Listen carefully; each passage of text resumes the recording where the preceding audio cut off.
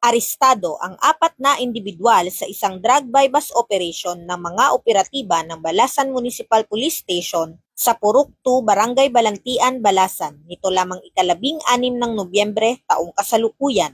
Ang operasyon ay pinangunahan ng Station Drug Enforcement Team ng Balasan Municipal Police Station.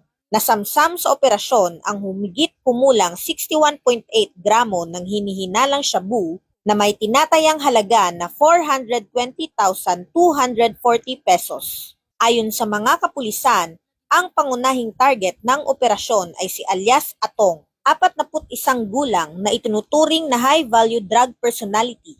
Kasama rin sa naaresto sina alias Tote, 27 taong gulang, alias Tata, at alias Nene. Pinuri ni Police Colonel Bayani Razalan, Provincial Director ng Iloilo Police Provincial Office, ang matagumpay na operasyon bilang isang malaking hakbang laban sa iligal na droga sa probinsya.